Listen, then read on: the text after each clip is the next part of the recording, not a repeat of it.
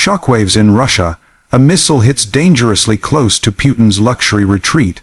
Hello everyone, welcome back to the channel Global Times USA. Please subscribe and like my videos. Today I bring you a deep dive review of breaking news. Ukraine missile strikes near Putin's luxury palace.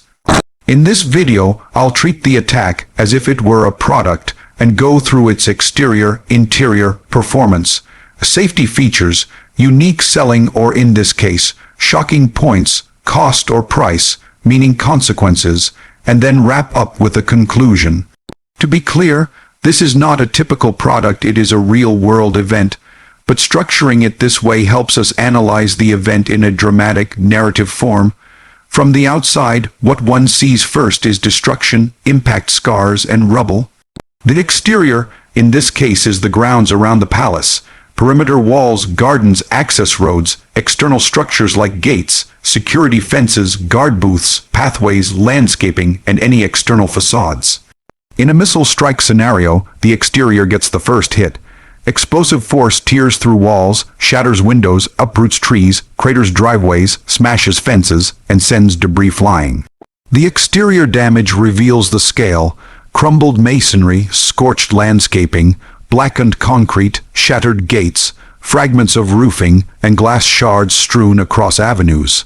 The blast radius often radiates outward, leaving a ring of devastation. Security perimeters, guard posts, surveillance equipment, and fencing may be knocked over or twisted.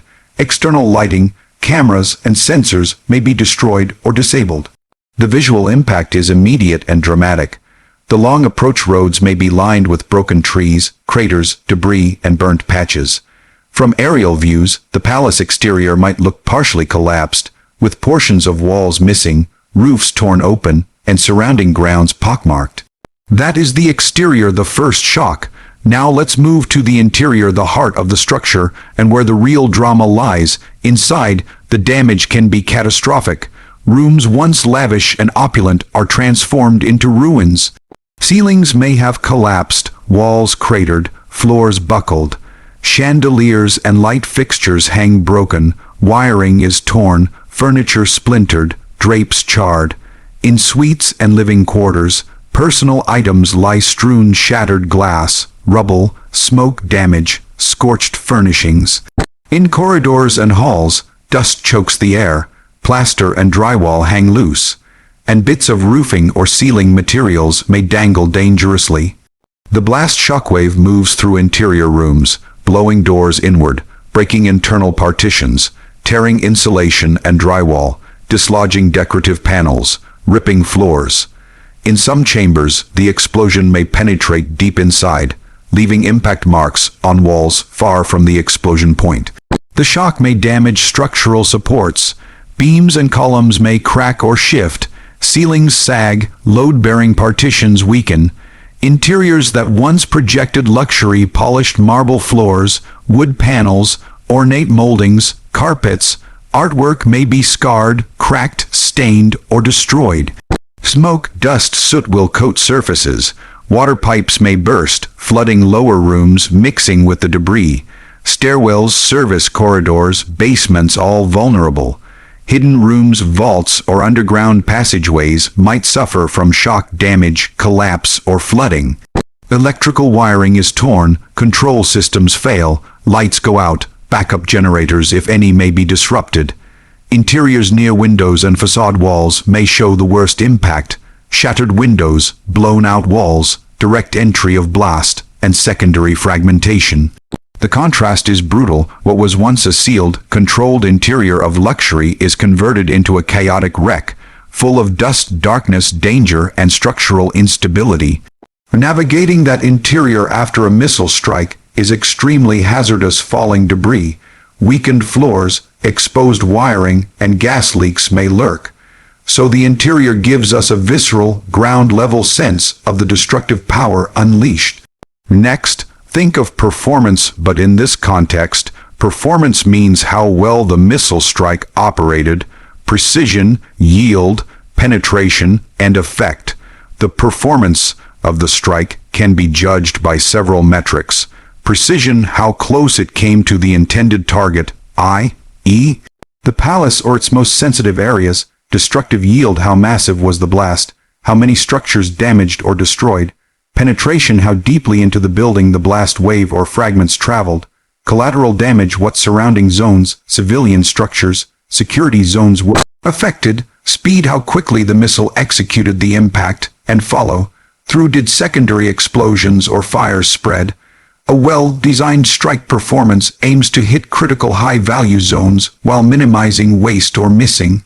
If the missile got very close to the palace, struck walls or parts of the main building, breached underground facilities or bunkers, and remained accurate in the blast zone, that is high performance. If the explosion caused cascading damage to surrounding security buildings, guard posts, fencing, and external structures, that shows strong performance. The depth of penetration into the structure indicates that the warhead was powerful enough to punch through exterior armor, reinforced walls, or other protection. The blast residual effects, shock waves, secondary fragmentation, fire spread demonstrate that the strike's performance was high. But performance also includes the side effects, whether air defenses intercepted the missile, whether the target had defensive shielding or countermeasures, whether structural reinforcement mitigated some damage, and whether surprise or timing played a role. If the missile strike achieved its objective with minimal waste, it is a high-performing product in destructive terms. Now, safety features. Ironically, in this product review, these are the defensive features or protections the palace may have had, and how they held up or failed. Palaces or high-security residences often have safety countermeasures: reinforced concrete walls, blast doors, underground bunkers, shock absorbing design, anti-missile detection systems, active defense systems, e.g., anti-aircraft interceptors, electronic jamming, missile defense, layered perimeter defenses, buffer zones, decoys, hardened vaults, shatterproof glass, inner safe zones. The presence of such features can reduce damage and casualties. So in assessing safety features, we ask, did the palace have a hardened core? Did it have shock-resistant windows or non-shattering glass? Did it have redundant structural reinforcements and shock dispersal design? Did it have active defense systems, e.g., anti-missile interceptors or close-in missile defense? Did it have decoy structures or false facades to mislead targeting? Did it have underground bunkers or safe rooms for critical personnel? Did surrounding blast buffers, earth berms, buffer zones reduce the impact? Did surveillance systems detect the incoming missile early so defenses could activate? Did staff evacuate or shelter in time? In many reported cases, such protections are insufficient to fully prevent damage. Walls may resist only so much, windows may still shatter, defensive interceptors may fail, or the strike may use overwhelming force. Where safety features exist, they may reduce casualties or limit penetration. The comparison is, how well did these safety measures perform relative to expectations? If the interior core remained intact or critical zones survived, that suggests strong safety. But if catastrophic damage occurred through reinforced areas, that shows failures or overpowering of safety. Next, unique selling points in our context, unique, shocking, or notable features of this missile strike event that make it newsworthy and distinct. First, this strike is near Putin's luxury palace, so the symbolism is heavy. The idea that a missile could approach or threaten a site so closely associated with power and prestige is in itself shocking. That gives it political theater. Second, the proximity creates a narrative of vulnerability at the highest levels, shaking perceptions of invulnerability. Third, the precision needed to hit near such a high-profile target is remarkable and raises questions about intelligence, guidance systems, stealth, and targeting sophistication. Fourth, collateral damage control, how much the strike avoided harming civilians, becomes a major point. Fifth, any intelligence or counterintelligence features. Was the palace decoyed? Were there false targets or misleading signals? Sixth, the psychological effect, sending a message that no place is out of reach. Seventh, any secondary explosions or fires in support structures, hidden bunkers, or underground systems add dramatic spectacle. Eighth, the timing, perhaps the strike came at a moment of diplomatic significance or during a high-stakes meeting. Ninth, the aftermath response, how security and defense forces responded, how repair and containment efforts were mounted, and how messaging was managed. 10th, media coverage, spectacular visuals, viral imagery, symbolic resonance. This gives the event a unique branding in public perception. Then, price. Here we interpret price in terms of consequences, cost, casualties, political fallout, economic damage, and symbolic damage. What did this product cost?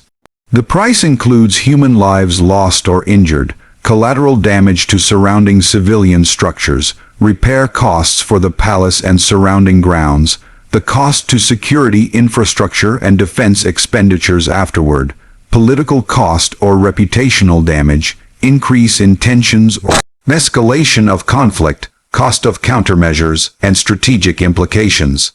If the strike caused structural collapse in parts, the cost of rebuilding may be huge. Demolition, debris removal, reconstruction, reinforcement. If casualties occurred among security personnel or staff, that is tragic human cost. If civilians were inadvertently hit, the political backlash could be significant. The palace's symbolic stature may suffer. The aura of untouchability is damaged, which has strategic psychological cost. As a consequence, the defending side may invest more heavily in air defenses, missile shields, deterrent systems that increases long-term cost. On the aggressive side, executing such a strike carries the risk of escalation or retaliation. So the price is multifaceted and heavy. Finally, conclusion, summarizing overall impressions, lessons, and implications. In conclusion, this missile strike near Putin's luxury palace stands as a dramatic and unsettling demonstration of how modern warfare has penetrated the realm of symbols and power. The exterior damage is unmistakable: gates torn apart, walls shattered, grounds cratered, while the interior damage reveals how even the densest structures and opulent quarters can be laid low by a precise, high-yield strike. The performance of the missile, judged by precision, penetration, and collateral effects, appears to have been formidable. Meanwhile, the supposed safety features, reinforced walls, defensive systems, bunkers may have mitigated some damage, but evidently were insufficient to prevent significant destruction. The unique selling points of this event rest in its symbolism, audacity, psychological assault, high stakes, and political drama. The price is steep: loss of prestige, repair costs, human toll, political fallout, and potential escalation. If this were a product, it would be a high-end, high-impact, high-risk weapon. It demonstrates not just destructive capacity, but messaging, deterrence, and symbolic reach. For viewers and analysts, it underscores that no fortress is impregnable in modern conflict, that prestige does not shield from missile technology, and that warfare now intertwines physical destruction with symbolic theater.